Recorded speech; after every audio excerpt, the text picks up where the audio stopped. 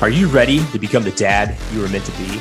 Good, because this is the Epic Dad Legacy Podcast, where imperfect actions are better than perfect ideas, promises kept are more important than promises made, and nothing happens unless you make it happen.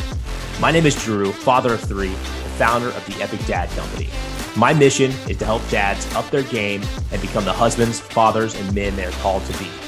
We need epic dads now more than ever. And it is your responsibility and obligation to become the best father you can be and show your kids what is possible.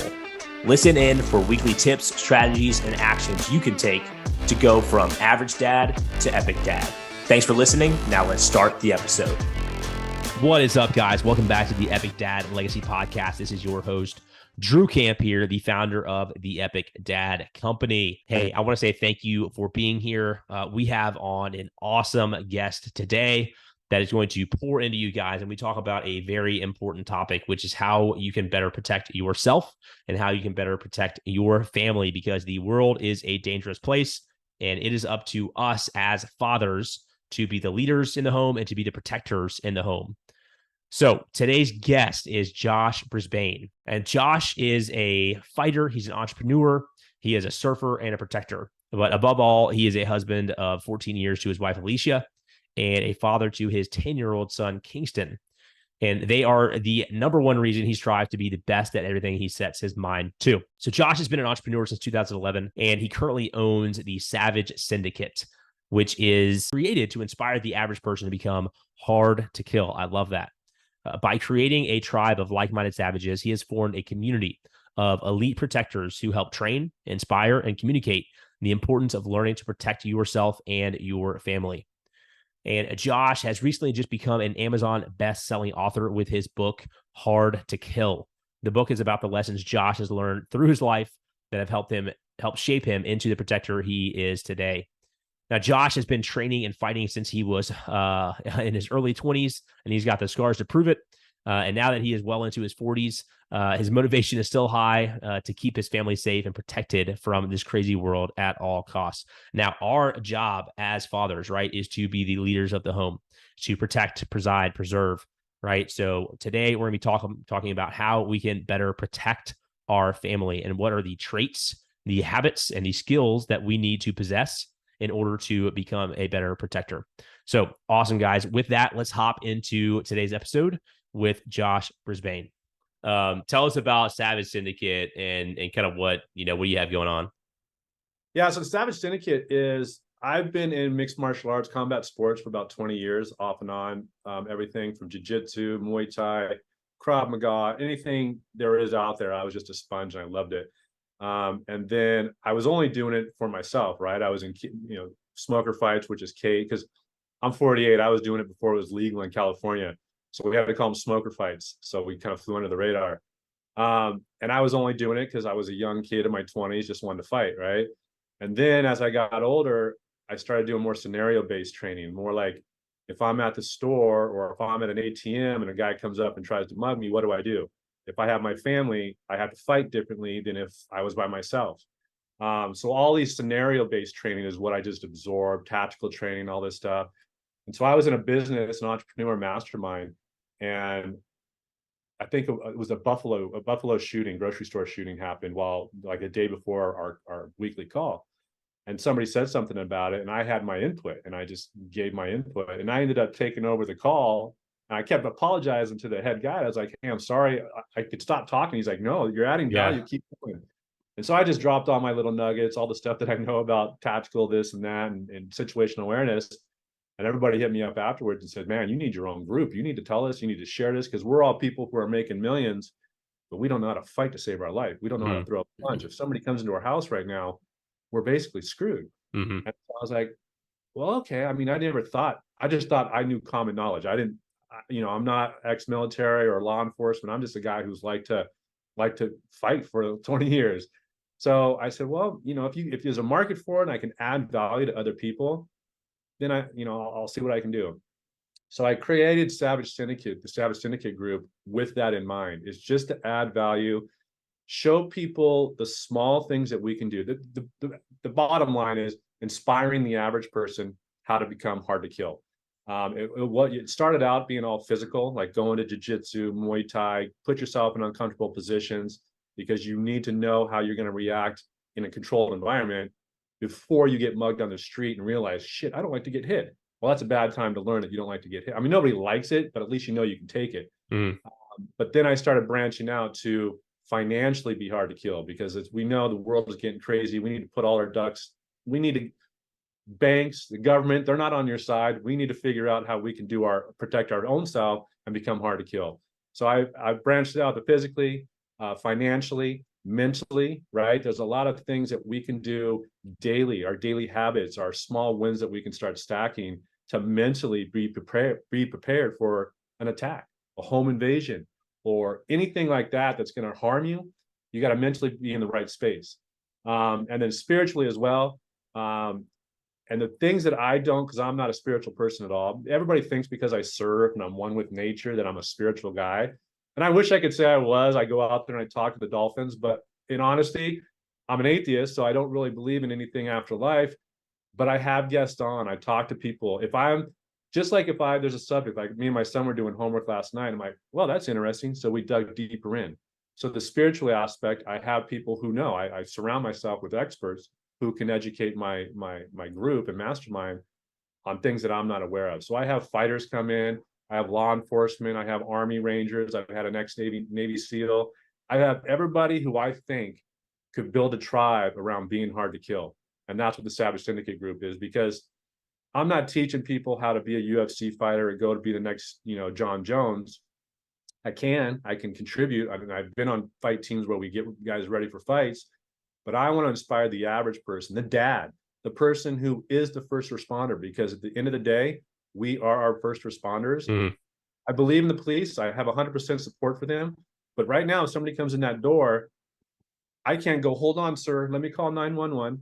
And then he's going to sit there and wait for me to call 911. And then he's going to wait for them to respond, which is, 5, 10, if they come at all these days. I'm my first responder, and I need to train myself and live my life and do everything to prepare for something that may never happen, right? There's probably never, I don't want to, most likely I'm 48, nobody's walked to my door yet. But if it does happen, I want to be ready. I have weapons, I have knives, I have things around me in my house, because they're not just going to come into my bedroom, which I have weapons. They're going to come in through the front door, maybe. So I have weapons down there. Yeah. Like I know strategically everything where everything is at. And I just want to be prepared as much as I possibly can to be hard to kill. And that's what Savage Syndicate Group is just diving in all aspects, how we become hard to kill. Dude, I love that, man. Like, I want to dive into it. So as you were talking about the weapons thing, something funny popped into my mind, and I can't stop thinking about it. So I was in the Army, right? I was in the military with the 82nd Airborne Division. And, a lot of military guys are crazy, right? We have so many guns. We got guns everywhere. I will never forget this. We had a staff sergeant. I'll keep his name off the record. But we were at a party at his house, and he's just got guns everywhere. Like, you sit in the couch, like there's one in the cushion, or whatever. And somebody was in the bathroom and something had messed up with the toilet. And so they took the toilet cover off of the bowl, and there was a gun in there in a Ziploc bag.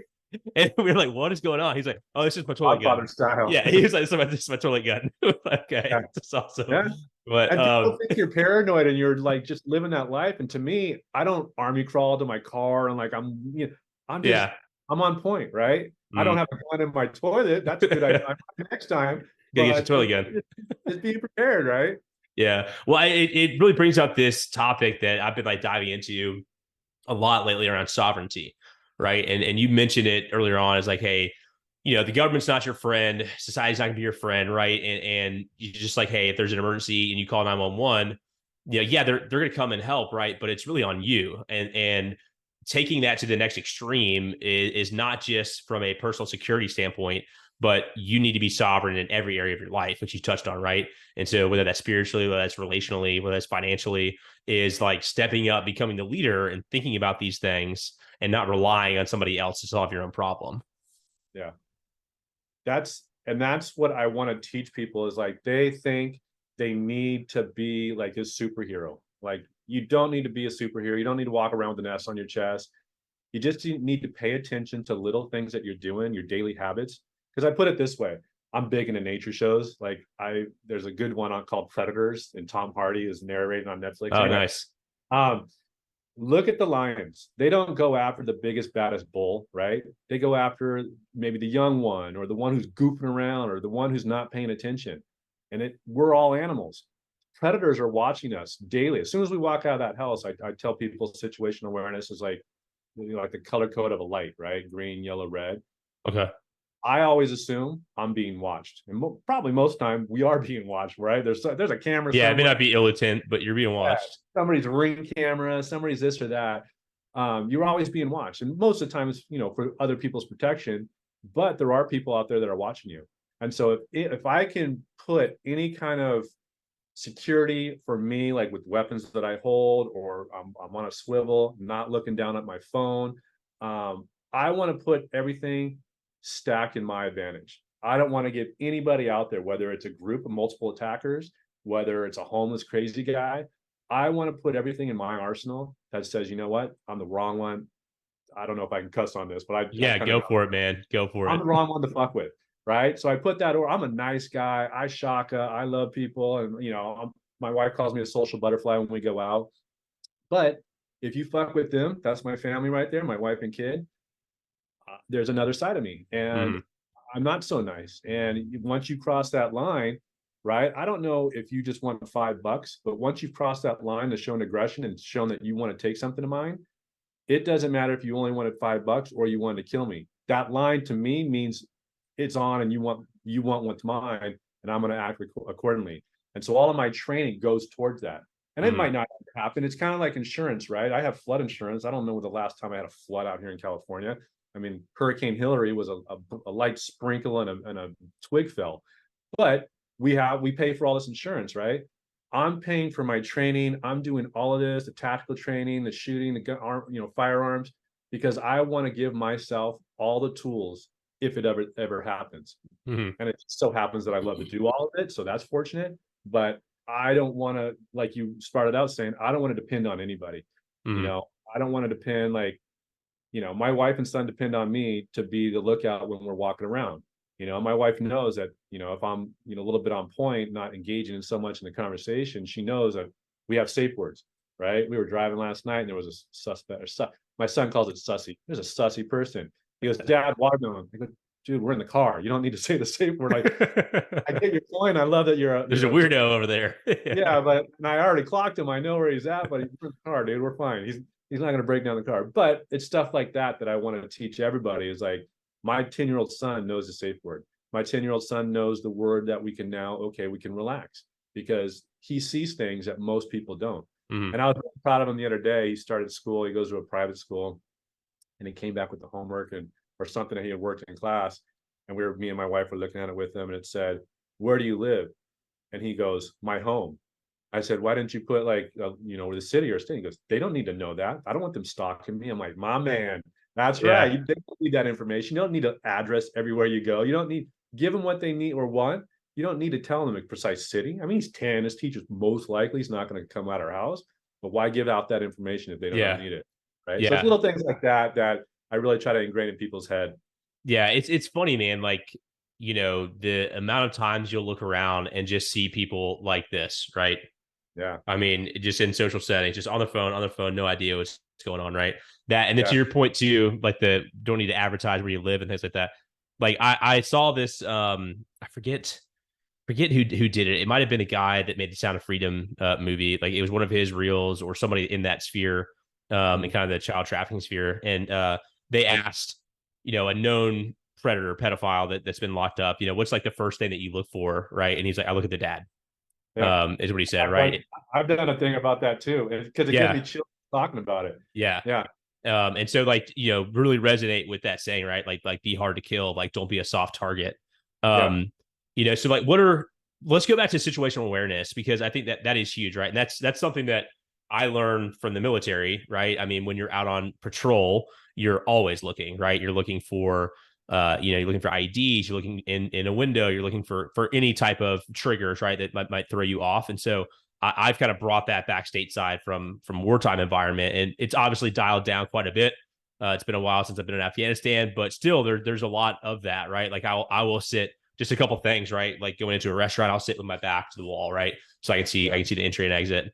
Like we talked about the earbud thing that I saw is, hey, don't just be zoned out and have two earbuds in your ears where you can't hear anything, right? And you're just kind of in the zone. So like, what are some things that are very, very tactical that maybe a lot of dads aren't thinking about that they could implement that would make them a little bit more hard to kill? One of the things I get most commented on is the gas station safety. You could YouTube right now gas station attacks, because what do most people do when they go to the gas station? They get out of their car, they put the gas thing in, and then they start on their phone. Yeah. Right. Or they sit in their car. And people now, you could look at it, they're jumping them, they're mugging them. They're, because you're not walking around with your head on your phone, you're just sitting at the gas pump. Your car's exposed, you're exposed, somebody can sneak around, you're in a small confined area. I always tell people, put the gas tank, leave your phone in the car, right? Put the gas can or gas thing in. I stand on the fender about 5 feet away from the fender. I can see everything. If I'm on a corner, with most gas stations are, I can see every route. I can see everything that's coming and going. And I do a little calisthenics. I'm 48. I could always use a stretch. So I take that time to fill up my gas tank and stretch a little bit, but I'm also watching.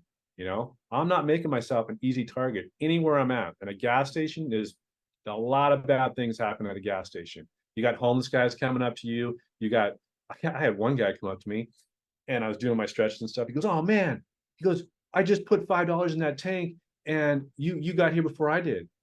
And I'm like, no, I'm in the middle of LA. I had to pick up my wife from the airport. I usually avoid LA. He does this to me and I'm like, he goes, "Dude, can you give me $5 worth of gas?" I'm like, "My man, it's not how it works. I'll give you a little bit of gas." So I got it, gave it to him, and then he goes running off and I'm keeping him. I'm like, that guy just punked me. He didn't do that. He just wanted free gas. Good little trick. I liked it, but that's the people who approach you at the gas station, right? That was a very soft one. But I always tell people gas station safety, like you mentioned, restaurant, right? Always have the back to your back. Like my wife knows whenever we go to a restaurant, even if it's a nice cushion, I'm going to take it because my back's to the wall and I know where the exits are. I know where the entry is coming in. And people always think, how many active shooters go into a restaurant? It's not even active shooters. There could be if there's a bar, people over there, they get in a fight. They don't like the team that they're playing on. There might be a domestic dispute. And I'm not saying that I'm going to get involved in every one of these, but if a fight rolls over into my area, then I got to act. I'm going to protect my family. So I take all this into consideration. I read cues. I read other people's vibe, energy. We go to the beach a lot, and there's a lot of homeless guys at the beach. You got your happy counting butterfly, homeless, and you got guys who are schizo yelling at you and going crazy. You have to make a split decision on, what you're going to do. Are you going to take your family and go the other way? Are you all these things that you got to do, but you got to read people. And I'm not racist at all, but I do profile the people out. If you look like a piece of shit and you look dangerous, in my head, you're dangerous and I'm going to profile you.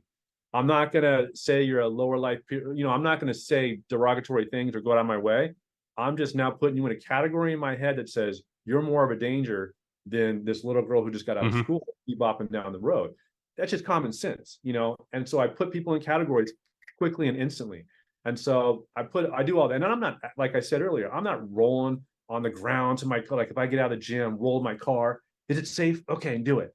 No, but I don't have my phone in my hand. And another thing that drives me nuts is there's two things. One, people walk out of the grocery store and they have all the bags in their hand. I'm a dad. I like to play the game when we get it home. Yeah, how many can you bring in? Right? Yeah. I'm taking all these bags in. But if you're walking out of a grocery store like that, leave your prominent hand. If you're a righty, leave that hand ready, because if somebody comes, attacks you or wants something or gets in your space and you have your hands full of groceries, you could headbutt them, but you got to protect. I always leave one hand, my right hand, open for anybody. If they're coming at me suspect or, looking suspicious, I'm ready to act.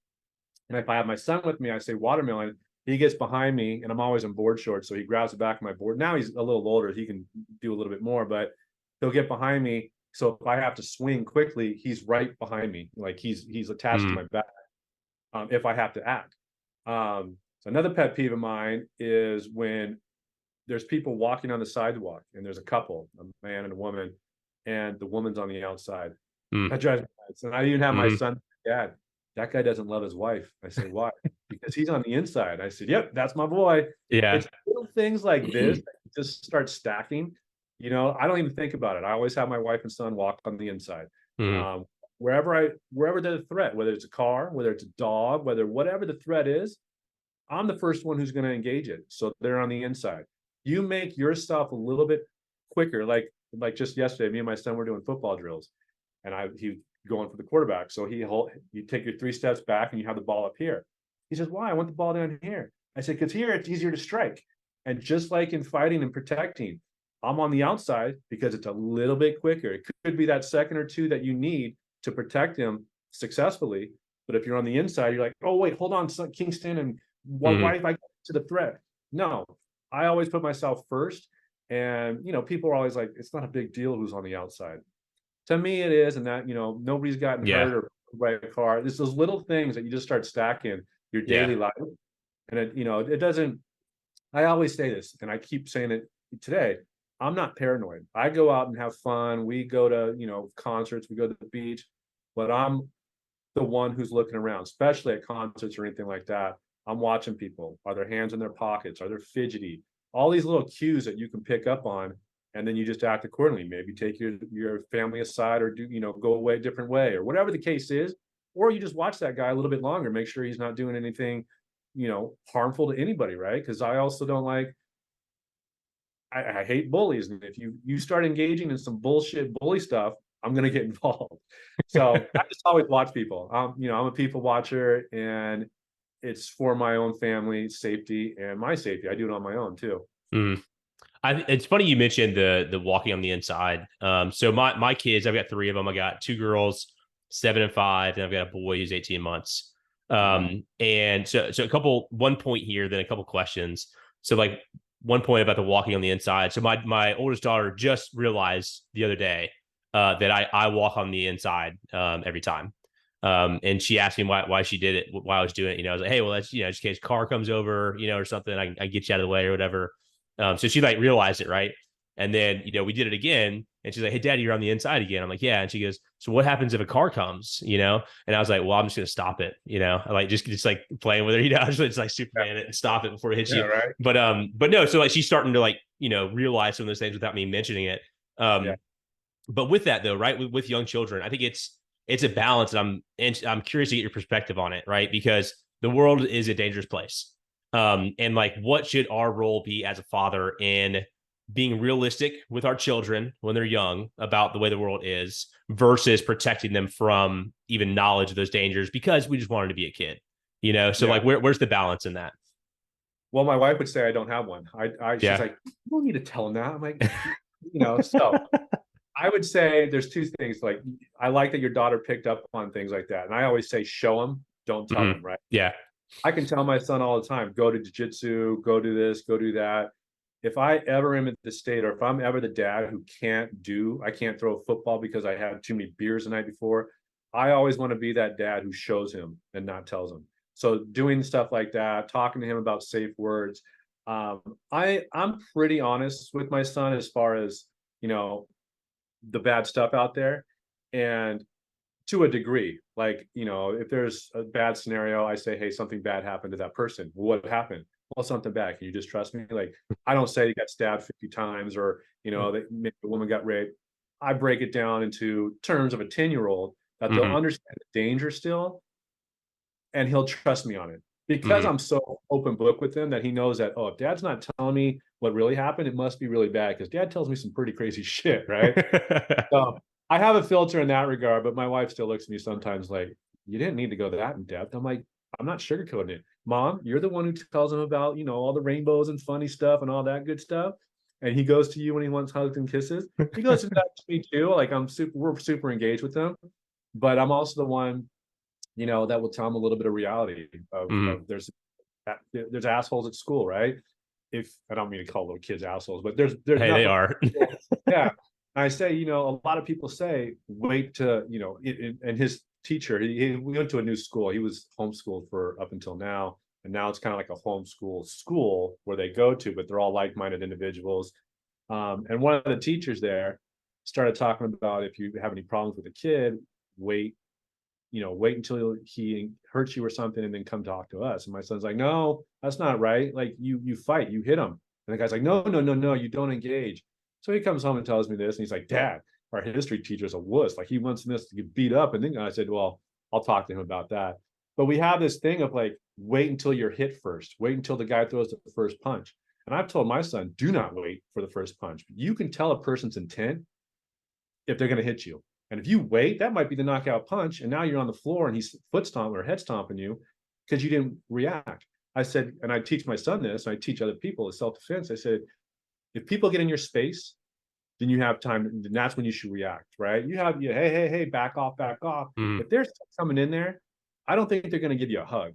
So you need to defend yourself, and you need to hit them, knee them, punch them, whatever it is. And my son, we do jiu-jitsu competition, so he's well versed on what he can do. And I always tell him, like, hey, don't ever be a bully. We have very, very strong beliefs against bullies.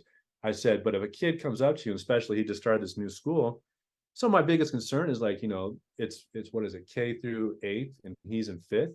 Obviously, there's older kids. And I tell him, if somebody comes up to you and you see they're going to hit you, you could parry, you could dodge it, you could do whatever, but don't wait until he hits you. If you think he's going to hit you, hit him. You might get in trouble with school and this new history teacher that I'm going to talk to, but you're not going to get in trouble with me, and you're not going to get hurt. So I think you need to prep your kids. It's not all Cheerios and rainbows and all that. There's some bad shit. What degree as a parent, what you want to tell them is, obviously up to that parent. But I do tell my son that there's bad stuff out there. There's, because he'll come down the stairs and I'll be watching. Like I just watched The Covenant with Guy Ritchie's one. It's about an army guy who goes after his interpreter because they get stopped. Yeah, that was a great movie, man. Yeah. So he comes down, he says, what are you watching? I said, nothing, but I mean, it wasn't that bad, but I was watching for the first time. I didn't know if a head was going to get shot off or not. Yeah. He knows that bad shit happens. He knows we talk about guns, we talk about what they do, we talk about knives because we do knife defense and gun defense. And so I tell him, these are weapons of death. Like they can hurt you and they can also defend you. And so I'm pretty open with him. He doesn't like blood, not because I've shown it, but when he gets a cut or a scrape, he goes ballistic. So I also don't want to put him into movies where he's going to see blood because he literally loses his shit. I don't know where he got it from, but he flips out over blood. The smallest little scrape, like he lost a tooth last night, and I thought he was going to lose his shit. Like, so my wife will say I go too much into it, but I think I give him just enough to say, hey, there's bad people out there. There's bad people doing bad things to kids. And if you ever he kind of jokes with me because there's some issues in the water. Surfing is supposed to be a peaceful sport, but there's some assholes out there. And there's a couple of guys out there that yelled at kids, kind of, thump a kid in the back of the head or something. And so he comes out all sad one day. And I said, what happened? And I knew right away. So my kid's a pretty happy kid. And he got, I said, what happened? He goes, Dad, no, don't do anything. I said, what happened, Kingston? He goes, Dad, don't, please. I said, okay. And I sat back in my chair, and I was with another mom that her kid was surfing. He says, and she goes, Kingston, what happened? He goes, well, there was a guy that yelled at me about something. I got up, started putting he goes, Dad. I go, no, I'm not going to do anything. And so there's another guy out there I knew, and I paddled past him. I said, hey, is there somebody barking at people? He goes, oh yeah, he's out here yelling at everybody. I said, okay. I went out there, and my son, I didn't want to embarrass my son, but you're not going to go out there. It's a kid's surf spot. It's called Doho. If you're out at a big wave spot and kids are doing knucklehead stuff, you kind of tell them. But this is a kid playground for surfing. And so I didn't say anything. I just paddled right up next to the guy, and you can maneuver so where he's not going to catch a wave. And I gave him the sign like, you don't fucking bark at kids. And he paddled off after a while. And all the people like, yay, good job, Josh. I'm like, you just don't do things to kids. Kids are sacred. You don't fuck around with kids. You don't, if you yell at my kid, unless you're a soccer coach or football coach or somebody, it's going to be an issue. But you just tell the kids that there's bad shit in the world, and what degree of the level of shit you want to tell them is up to the parents. But I do let my son know that there's some evil shit out there, because otherwise he's going to trust everybody. Like we were talking about with the home thing, like or the homework assignment, he gives them what they need, right? And I could tell his demeanor changes when somebody, not a threat, but comes up to him, and I might know the guy from surfing or something, and he gets this a lot because we surf a lot of different spots that guys know me, and they're like, "Hey, aren't you Josh's son?" He's like, "Yeah," and he starts palling away. You're like, I don't know you. Yeah, he knows it's stranger danger, right? You got to put that in their head, otherwise they're going to be so trusting of everybody, and it might end up in a bad scenario. So I'm going all over the map here, but when I was a kid, the soccer coach in our town ended up molesting kids, and he was my coach for a little bit. And I always thank my dad. I don't ever think I've told him this, but the guy never asked me to go to pizza. He never asked me to go to the movies. And I know other kids that he did this to, and he ended up molesting them. I think he was scared of my dad, right? So I put that out for Kingston. It's like, hey, you were the wrong one to fuck with. Like I put that aura out. It was like, hey, you can do a lot of things, but my son is off limits. And if I ever find out you did anything else to other people, I'm going to fucking hurt you. But I put that aura out that my son is the wrong one. Like you mentioned earlier, the pedophiles say, I look at the parents. If you are too weak, too whatever, you don't train, don't have the skills, don't know the know-how to protect your kid, those predators are looking at that, and they're going to decide if they want to fucking touch your kid based on you. No, I'm going to the gym. I'm going to jiu-jitsu. I'm going to all these things to make it look, and people tell me too, because I have Savage Syndicate, you don't look savage. You don't look tough. I'm like, that's fine. I don't care. I'm not going out there to look a certain part. I just know in my head that I know I can do a lot of fucking damage to people if I need to. And I kind of walk around with a little bit of like, hey, this one, he went to a Catholic school, and I have my own thoughts on Catholic schools because I'm an atheist. And so I used to go over there and just kind of sit up against the wall and just, my son is fucking off limits. And so that's kind of where I put my vibe out there, is like, hey, protect the kids at all costs. And you need to do everything you can to be the protector, right? Because we are the first responders. We are the protector. Once you have a family, you are their protector. So you need to acquire all the skills you can. And it's hard for people. It's hard. It's great to sit around and watch, football and drink beers with the buddies all day. But did you go to the gym beforehand? Did you go to open mat or jiu-jitsu? Like, put in the work. It's mind-boggling to me that people don't do it. And it's hard because, like, I get people who are worth millions and they don't want to, they don't even know their kids' names, right? They go spend all their time making money, and that's great. I'm not knocking that. Go be a hustler, but also put the time in with your kids. If your kids don't even know your fucking name, or you don't even know your kid's name, then all that money to me is useless. I'd rather get this quality time with my kids. And like I said earlier, show them, don't tell them. My son goes to jiu-jitsu from 5 to 6, and then I go from 7 or 6 to 8. So he knows that I'm doing the same hard ass shit that he's doing. I'm doing the push-ups. Like, we don't have timeouts in our house. We have push-ups. When you do something wrong, go do push-ups. You're going to be fit, because if you can't outrun, sometimes you got to outrun a predator, right? It's not all about standing up and being a tough guy. If shit requires you to run, then run. And if you can't run because you got a beer belly or you're overweight or whatever the case is, then you're fucked. So to me, you got to be physically fit, mentally fit, all these different scenarios, and that's what makes up being hard to kill. I think just the act of like going to the gym, right, building up some confidence. And like you said, you don't have to be an expert at jiu-jitsu. You don't have to be like a freaking black belt, right? But like, if you know some baseline things you can do to defend yourself and defend your family, it's going to come across when like people look at you, I think, and like they can just tell like you're the type of person that can defend themselves. And like prime example of this is so funny is my family went down to Punta Cana this year, down to DR. And we were in baggage claim. Like, we just got there in baggage claim. And for whatever reason, my wife and I were a little bit separated. We weren't like far apart, but she was like, I don't know, maybe 20 yards ahead of me, like getting her bag. And I was like there with my son. And I saw like these two gentlemen that were like the baggage, guys, like come up and start talking to her. Right. And I could tell it was just like a little bit uncomfortable for my wife. And so I was like, okay. I was like, I'm just going to hang back a little bit and just kind of walk up slowly. Right. And like, as soon as they kind of turned and saw me, I mean, just their demeanor just went like, and they just like backed off. Right. It's just like that, man. It's like having that, and I'm not like I said, a black belt, right? Like, I've done jujitsu a few times in my life. I don't, actively train on it, but like, if somebody's trying to mess with my wife, like, you better freaking believe it, man. Like, I'm going to crush you, and I think that comes off just in the way that I display myself. And and imagine if you were 500 pounds overweight, they probably would have looked at, like, laughed and kept talking to your wife, right? Yeah. Mm-hmm. That's all you had to do. And people think that you have to, like you said, be a black belt or a UFC champ. You just got to say, I'm the wrong one to fuck with because you're physically capable and you look, right? That's all it took.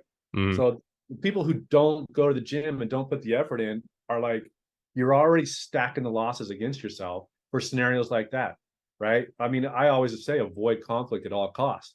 All you had to do was be there, and it didn't advance any further. Mm-hmm. And that's what I kind of tell people is, like, you don't need to walk around with black eyes or cauliflower ears to show that you know how to fight. You just got to have that confidence. And most people don't have that. And How you build confidence, right? I mean, you do hard shit and you get through it, right? And that's going to build confidence, so you need to be putting intentionally challenges in your life, right? It could be jujitsu, it could be, like, for instance, I'm running a marathon in October. Like, I hate running, but I'm doing it. So, like, you need to be kind of having those things that you're striving towards. It's going to challenge you, that you're going to push through when you don't want to do, and it's going to help build that confidence muscle. Yeah, that's one of the things I talk about is put yourself in uncomfortable positions. Mm-hmm. Know how you're going to get out of them. Know how will you panic? Will you totally flip out? Will you piss your pants? Like, all these different things you don't know until you do it. I go to jiu-jitsu 3 days a week. I get my ass kicked. I'm sitting there like, why am I doing, like, head on the mat, getting burns, like arms almost broken. I'm like, I'll be back. And then you shake that guy, you go to the next guy. Maybe you're the guy on top. Maybe you're winning. But it's like, we always joke about each other because we're all sitting up against the wall at the end of the, training. Like, we fucking love it. We pay for it. We love this shit. Like, it's just, you got to put yourself, like you said, a marathon. You hate running. Like, you got to put those little benchmarks in front of you. I did a challenge a few months ago. There's a crazy guy that I know from a mastermind, and he goes, "Hey, we're doing 1,000 push-ups in 90 minutes. You in?" I didn't even just do it. I had shoulder surgery. I hadn't done a push-up in forever. I'm like, yeah, okay. Yeah. So I was killing myself. And then my jiu-jitsu coach was like, "What are you doing? You have a competition next week." I'm like, "Yeah, I didn't really think this through. But if you challenge me something hard, I'm gonna fucking do it." Like you with the marathon. Like, I hate running. It's just, most people won't do that. Most dads won't do that, and it's frustrating that. And I have friends who do the same thing. They're like, "Why are you doing? You're 48, dude. Why are you competing in jiu-jitsu? Why not? Like, why should I say 48 is time to roll it up, put me on a fucking what do you call it? Like gurney. Put me on a lazy boy Mm-hmm. and fucking just put an IV. I'm done. I'm 48. That's just a number. Like, I'm gonna keep charging. I'm surfing. Like I said earlier, if I can't keep up with that 10-year-old, then I'm fucking dead and shoot me, because I need to keep up with them. Like, I'm running around. I'm throwing the football. Yep. Yeah. And then what type of example are you setting too, if you're not, right? Exactly. Is what I always come back to. And we talked about it before, right? It's show them, don't tell them, right? So if I want them to grow up and live a healthy lifestyle, right, and be fit both mentally and physically, and go after their goals, and take on challenges, and I tell them you can go be whatever you want to be when you grow up, right? But then I'm settled into my whatever job that I hate. And, I'm eating whatever I want to. I'm not actively in the gym. I've kind of like given up on life. It's like, okay, they're going to listen to what you say, but they're actually going to watch what you do, So it's just really, for me, it's just setting that example for them. Yeah, 100%. And I, we need more people like you and I that do that stuff, because most say, "Hey, go run a mile, 4 laps around the thing." I'd be like, "You go run 4 or mile. Like, you can't even do it." And that's what I never want my son to say that. Like, maybe we went to a hockey game 2 nights ago. That's one thing I can't do. I can't ice skate, but I tried, and I was hanging on to that baby thing, and I don't care, but I gave it a shot. And then we went to a rock climbing birthday party the other day, and I'm in flip-flops and board shorts. He's like, "Dad, you can climb?" And I'm scared of heights. I said, "Well, you asked me to do it, I'm doing it." So the next day, my forearms were all sore, and I'm like, "Why?" "Oh, it's like that rock climbing." But I did it, right? I was uncomfortable. I had that thing going up into my balls, but my son asked me to do it, and I'm not going to tell him no, right? So yeah, that's what we need to do. We need to step up. That's right, man. What belt are you in jiu-jitsu? I'm a blue belt because I just put on a gi a year and a half ago. Okay. I was doing MMA, and I kind of regret this. I was doing underground MMA. Like we had kind of like a fight camp, like a Yeah, fight, don't talk about it, right? First rule. right? And we would go to other dojos or academies, and we would just fight. And my guy was a judo guy, so he was an Olympian judo. So we would do judo one night. We would do jiu-jitsu, and he had friends all in the fight community. We've got guys coming in doing jiu-jitsu, but it was all no gi. So I didn't put a gi on until last year, a year and a half ago, which I regret, because then I put the gi on and guys are tying me up. I'm like, you can't just take my gi and just do Yeah. that. It's not. He goes, yeah, I can. I'm like, ooh, a whole new world opened up to me. So then I started doing gi tournaments and jiu-jitsu tournaments, because I was always doing MMA tournaments before, or fights. And now the gi is a whole new beast. And I think that's why, because to me, fighting's a chess match, right? It's not just go in there and just be a fucking Hulk, which I used to be. Now I try to train smarter, not get so many headshots and stuff like that. So yeah, I'm a blue belt. I love it. I'm getting shit kicked out of me. I'm pretty good at not tapping or not getting in bad situations because of MMA. So when you get my back, most people say don't give your back up in jiu-jitsu, but I'm not that bad there because of, in my MMA, I'm a wrestler too, so I take their arm, but I love it. Putting on that gi is a whole new world to me, and it's just opened up another fighting technique, because it makes sense too, because if you're being attacked, right, a guy might be wearing a jacket. How can you Yeah, you time can grab up? whatever you want. Right? So I love it. It's my new thing. I'm full on into gi jiu-jitsu now. So Yeah. yeah, It's yeah, a blast, man. Like I said, I don't train, actively or consistently. I've done it a few times. And in the military, everybody wants to think like, oh, you're in the army, like you know how to like do all this crazy stuff. It's like, no, bro. Like we did combatives. Like, you know what that is? Like that's literally go get punched in the face a few times, and then yeah, like learn how to do like an arm bar, and like that's it. yeah, It's nothing crazy, right? So like when my kids are a little bit older and we're in a different spot, I think in life here in the next couple of years, I would love to start training when I have more time on my plate and not like super young kids. yeah. But I went this last time, man, and yeah, it's just like just got this shit rocked out of me. And people like literally just like laying on me, and they know how to do it, right, where they're putting all their pressure on you. You're just like, I can't breathe. And Yeah. just a 20-minute round robin session, I was like drenched to the bone. And it's like, dude, this is legit. That's it. That's it. I mean, you got guys. What's funny is, what do they call them? Nerd assassins. You got guys who sit at their computer for 10 hours a day, cracking numbers or doing whatever they're doing, coding, and then they come to jiu-jitsu and they're fucking savages and they just tie you up. And like you look at Yeah. them in the street, you're like, dude, I would destroy that guy. Nope. That's the good thing about fighting, is you can't just look at somebody and say, oh, that guy can't fight. There are some peculiar characters in jiu-jitsu that are savages, and they go out Yeah. there. I'm 210, 6'2". And when I first, this is how I got into fighting. I went in, me and my buddy were boxing, and I cracked his rib, and he was a server at a claim jumper out here in Orange County. And he couldn't do his job really well because he was nursing his rib. And his manager at the time said, what are you doing? You can't do your work. And he said, well, me and my buddy were boxing. He's like, you guys want to learn how to fight? Come to my thing. And it was literally a high school gym. He knew the principal, had the keys to the gym. And he's like, come to my classes. We'll get you going. And at the time I was 6'2", 225, thought I was fucking the man. And I went to this thing and I just got fucking ragdolled. And I was like, holy shit, like, I don't know anything. Like, I know how to throw a punch. I was a fighter, but this is a whole new world. And I got hooked. And that was my first, like, I never left again. I just continued to fight after that, or take disciplines. And that's how it is. Like most people, because I was prideful, everybody's got an ego. Most people either go in there and get their ass handed to them and say, fuck this, I'm out. I want to be the toughest guy at my bar. Mm. That's it. And you see a lot of that to this day, especially with how UFC is. Everybody watches a fight on Saturday and thinks they're the fucking next, John Jones. But I took it up, and I've been getting my ass beat for 20 years since, and I love it. Right. I've obviously dealt out my whoopings, but to me, it's always been a chess match. It's always been like, how can that little guy, I'm 210, that guy weighs 130, and he just fucking rolled me up. And that to me was like, I need to figure that out. Well, how do I do Yeah. that? And Yeah. so that started my whole fighting career, my passion for fighting. And I've just taken it up ever since, and I love it. And now my son, he competes in jiu-jitsu. He's 10. And it's so rewarding to see. Like, I never put my passions on him. It's like, when I was surfing, I'd get out of the water and my wife was like, well, he'll pick when he's interested, you can take him out. And so when he was like 3, he started walking to the beach when he saw me coming out of the water and started messing around on my board.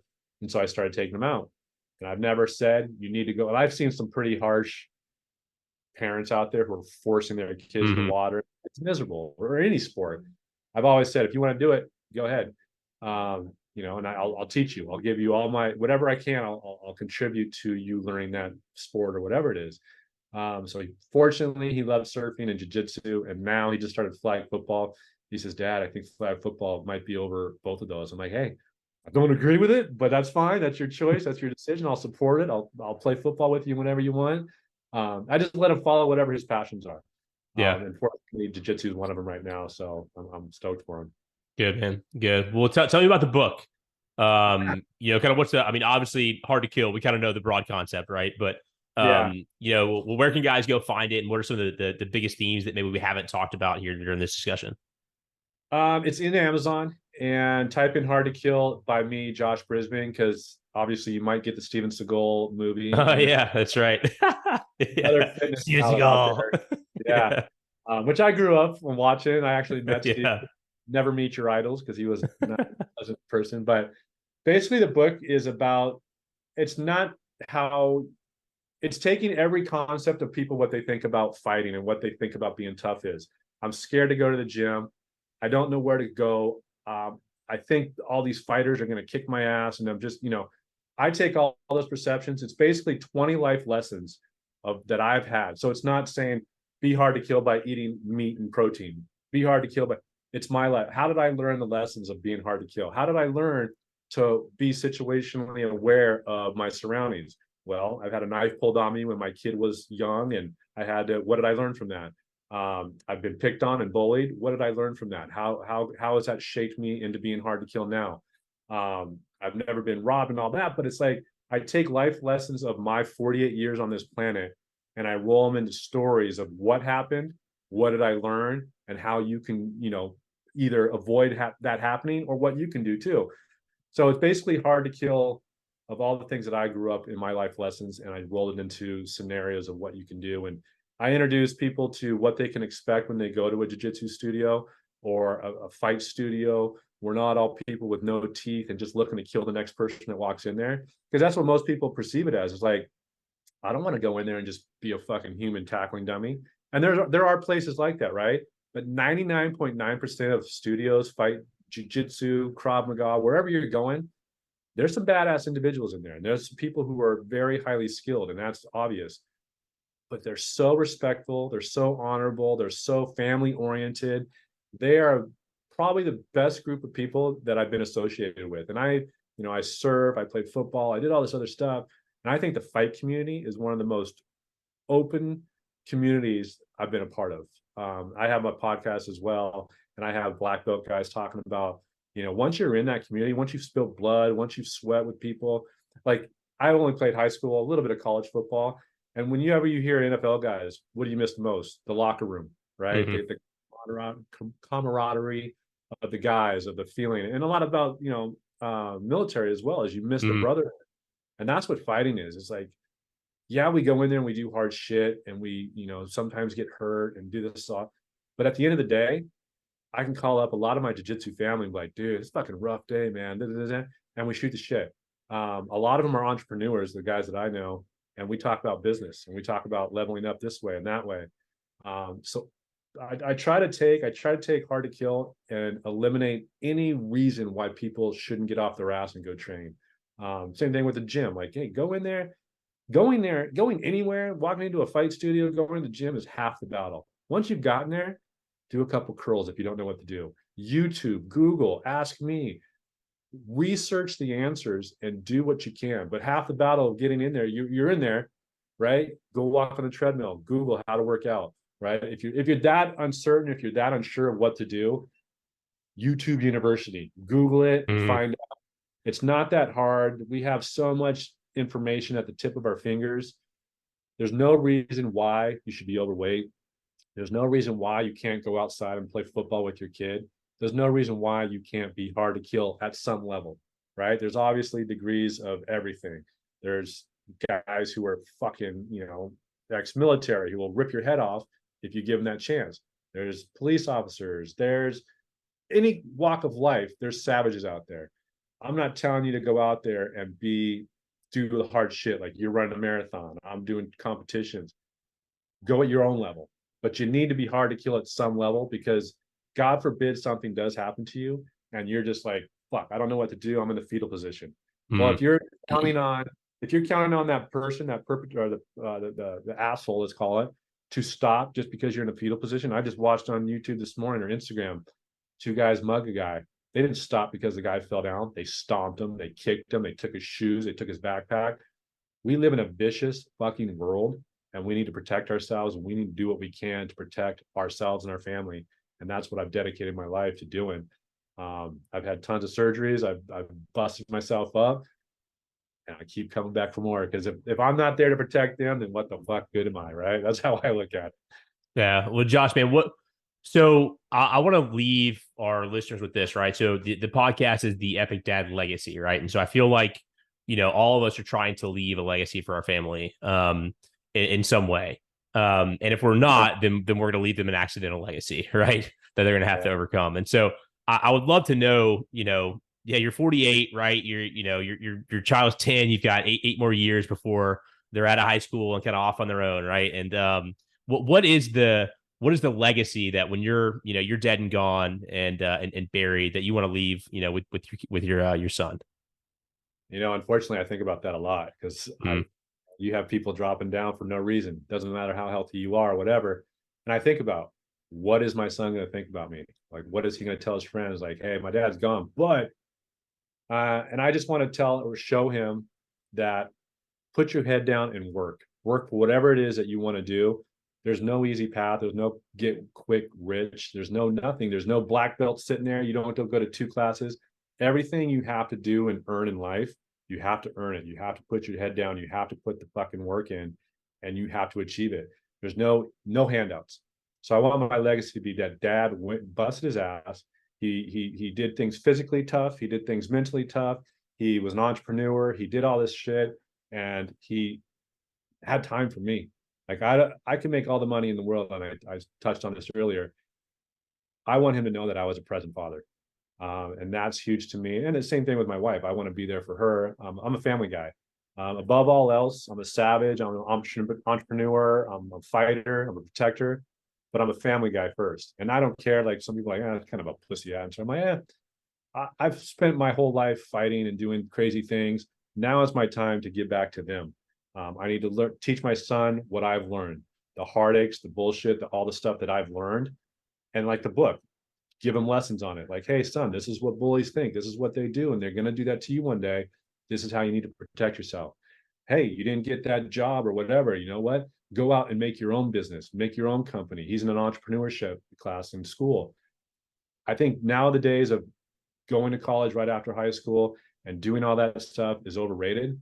I mean, yeah, if you're going to be a doctor or something, maybe you need the schooling, but I want him to start a business. He says, well, when can I get this or that? I said, when you start a business and start making your own money, I'll match you with that if you want a car. But I want him to be an entrepreneur. I want him to think outside the box. I want him to think freely. I want him to think, don't trust doctors, right? Because they're going to pump you full of medicine, not even ask what your daily, your routine is, or your health, your eating habits. They're going to say, here's a pill, go take it. Dig, find answers, think for yourself, be a free thinker. Don't trust anybody until they earn it. And for me, just know that everything I've taught him is because I lived it. I did it. I went out there. I didn't say go get a black belt. I'm trying to get my black belt as well. Everything I want him to do, I want him to see that dad did it too, and that I'm still pushing. And so when I'm dead and gone, and what's my legacy? Dad didn't talk about it. He did it. He got off his ass and he did the hard shit and with me, and I love him for it. He's gone, but fuck it. His legacy lives on. I love that, man. We'll get on the tombstone. Right. I never even talked about it. I thought about it a lot, like, what's he gonna think? But that just came fucking rolling out. So that was man, right there. Yeah, no, dude, that is awesome, man. Well, Josh, what's the best place for guys to go find you? Whether it's on Instagram or whatever social platform. Yeah, you can go on official Josh Brisbane. A lot of people are like, oh, you're official. One of my mastermind guys was like, hey, make it everything official Josh Brisbane. So you can find me on Instagram, official Josh Brisbane. Brisbane is just like Australia, Brisbane. You can go to savagesyndicategroup.com. That's where you can learn more. I have a lot of tutorials on there. I have a lot of content that kind of talks about, the headpiece or the earpiece. Use one, not both. Don't live in be a space cadet. So I have tutorials. I have media hacks on there where people are getting bad scenarios, and I'm, a little bubble in the side saying this is what you should do. This is what you could do. This is what, could prevent it. So I just want to make people hard to kill. And then so savagesyndicategroup.com is where you can find a lot of that information. I have the mastermind. You can, find info on that. So savagesyndicategroup.com and official Josh Brisbane. Facebook is just my name, Josh Brisbane. But I need to be a little bit more active on that. But on Instagram, I'm pretty active. And a lot of guys, when I'm on podcasts and stuff, they ask, they hit me up in the DM. They live in Spokane, Washington. Where do I fight? Where do I learn? So I'll Google it for them. I'll find out what I think is a good studio for them. If anybody out there has any questions like that, or any kind of questions you want, I'm an open book. I'm pretty honest, and I'll let you guys. I respond to everybody. So yeah, that's how you can get me. Or you can email me, just my name, josh.brisbane at gmail.com as well. Awesome, brother. Awesome. And go check out the book on Amazon. Yes. Yeah. Hard to Kill, Amazon.com. And let me know what you think. Or if you want a signed copy, just reach out to me and I'll sign it as well. So awesome, brother. Awesome, brother. Well, hey man, I'm gonna train up a little bit, and then I'm gonna come out to California and roll with you and let you beat the shit out of me here pretty soon, man. So not only we'll go surfing too. So yes, yeah, we'll do a combo. Yeah, we'll do a little surfing, chill out, and then we'll go kick each other's ass for a while. Awesome. Well, Josh, man, thanks for coming on, pouring into our audience, man, dropping a ton of value. Guys, hopefully you had your notepad out, and if not, hey, go to savagesyndicate.com, watch some of those videos. I know I'm going to, because even though I feel like, again, I'm ex-military, I've got a lot of things around, being aware. There's probably some things that I'm missing as well, right? And so I think just that's step one, is just being aware of those things that maybe you're not tracking.